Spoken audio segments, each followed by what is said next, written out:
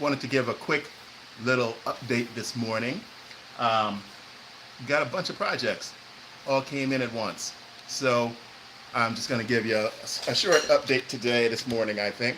Um, I'm about to finish up that last short film from the actors' workshop. I'm about to work on today. What I think I'm going to do, I need to work on the dialogue track. So when you work on dialogue, um, now this is talking about simple, low budget, simple, low budget movies. Most of the time on low budget movies, the audio and the video are both recorded into the camera. So that speeds you up. It's not as flexible as on the shoot, but it helps me in the editing because then I don't have to sync the sound. So once the audio and video are married during the production with the video, obviously they stay together. So when I'm editing, I don't have to go through that separate stage of putting together a shoot from double system sound. Now sometimes I have to do that. What double system sound is, two different recording mechanisms, one for video and one for audio. So you'd have a separate sound guy and a separate cameraman person. So the great thing for me, I am at the stage now where the short film is complete in the editing phase. So now I have to go through the audio and go scene by scene and normalize the audio, maybe manually up, lower, and raise audio, because a lot of times one actor is louder than the other, or there could be some noise in the background. But most of the time, it's the levels of the actor when they speak. Sometimes some people speak real soft, and they talk slow, and they talk low. And then the other actor is, yes, I want you to do what you have to do so that I can get this done. So you have to balance those, because you don't want a film where one actor is blasting over the other actor. And so that takes time. So I go through there and I what's called normalize the audio. And sometimes you have to do it manually, cut by cut, which can be a pain.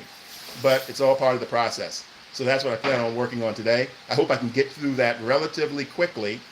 And then after all the audio for each scene is balanced and normalized, then I will, and the audio is pretty clean on this production, so I don't have to go in and use any of the sound sweetening tools that can clean up noisy background or remove pops and clicks. And that's one thing I look for when I'm editing. I make sure that each cut is clean so that I don't have to worry about it and go back again and check each cut before I can go on to the audio sweetening. So I kind of, when I'm editing, that's in top of my mind too. Every time I make a cut, I play through that cut and I make sure there's no pop or click, because sometimes you can hear that on the audio track. And it's something to do with sound not being balanced from one cut to the other. So when you make those cuts, all you have to do is listen to it closely. Sometimes there's a little pop, click, and then one thing actors have a tendency to do, especially new actors, is each time they start to speak, they do this. And it drives me absolutely nuts. So I have to go through and cut out each one of the lip smacks. Some actors do it. Oh, I can't believe it. It's a thing. I think it's a thing that new actors do, and I can't figure out why. But I mean, it happens. It happens. It happens. So, but it's that smacking noise, like right before they're about to say their words, their very first line. It's like, and so it's annoying. And it's not something that you can really overlook, because some people do it each time, and it happens each time. So I go through and I cut that out and I clean it up. So that's pretty much always something that's on top of my mind. Every time I make a cut, I go back and I look at it and I see if it has any pops or clicks. Those are digital pops or clicks, because sometimes the audio level may not be balanced from one cut to the other, and it makes a noise. If you do some editing, you'll come across it, because it's something that's very normal in the editing process. It's something that has to be fixed each cut. So once I have that done, then I'm going to take the music, which I already have the music, luckily. I use that YouTube music. The YouTube has a section in YouTube Studio where you can go and get royalty-free, already approved music that you won't get a YouTube hit or anything like that. So I take that and I use that. I find something that's appropriate. The producer found some music, and I tried to get it off of YouTube, but it's didn't come off smoothly. Something happened. The file became corrupt because it was a long file. So anyway, I have some music that really matches it. So I'm going to use that. It's nice and clean. It's already YouTube approved, so I don't have to worry about getting a takedown or a warning or something like that. Especially when the actors start posting it on their own personal pages, then you'll have a problem where YouTube's artificial intelligence will see that they're using music that's copyrighted, and they don't have the right to use it. So then they have to take down their demo scene. Then they call the teacher who runs the school, and then the teacher calls me, and then I have to figure out a way to replace the audio, the music. So I do it in advance, and helps everybody out. And that's the thing about editing. If editing is good, nobody notices it. And that's how it's supposed to be. You're supposed to watch the show and not be drawn into the editing. Unless you're a filmmaker and you want to learn about editing, then I tell filmmakers sometimes to turn the sound down and just watch the editing of a movie that they know and that they like. Because you'll learn a lot that way about how to cut, timing, pacing, cut-ins, cutaways, reversals. You'll learn a lot of how a film is supposed to be cut together that looks professional, and you'll be able to notice and not be distracted by the dialogue and the music. You're just looking for the cuts. Okay, when did he cut? How long did he linger on this person? When did the editor cut back to reveal someone listening? When did they cut away to show a hint that's going to come up later in the movie?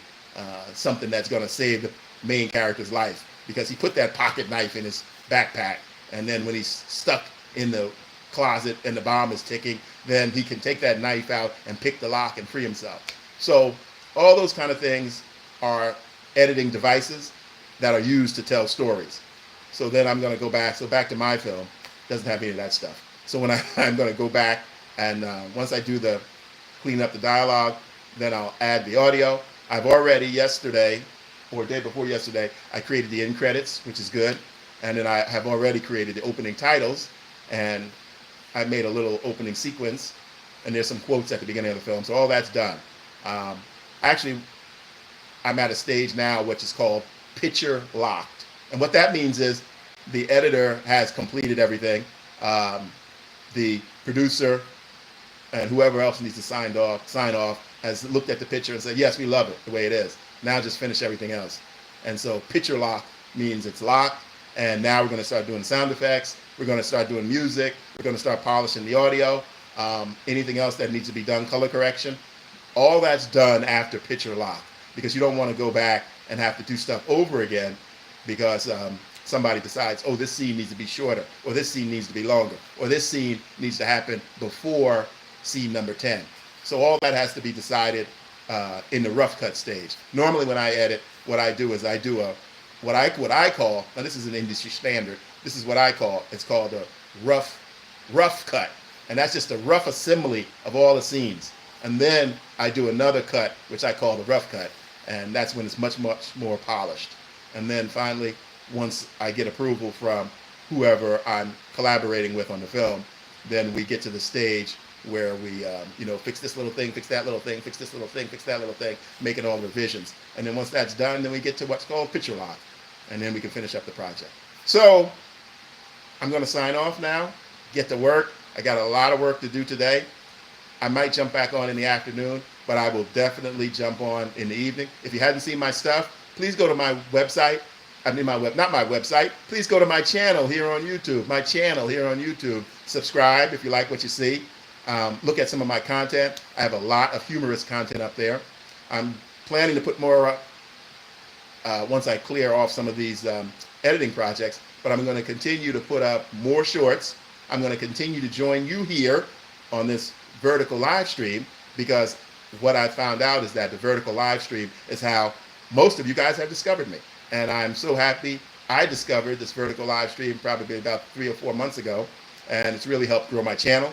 I'm going to continue to use it because what I like about it is I can get on here, I can pick a topic, like my topic today, which I'll title this video, will probably be audio sweetening for a feature film, or audio editing for a short film, audio editing for a short film. So I think that's what I'll probably title this, something like that.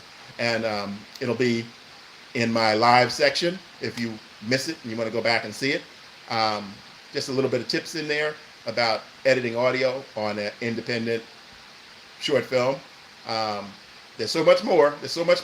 And all the processes that I talk about are just the processes that I use. They're not the only way to do it. There's tons of ways. There's always going to be ways that people have the ways they like to work, the way they do their process.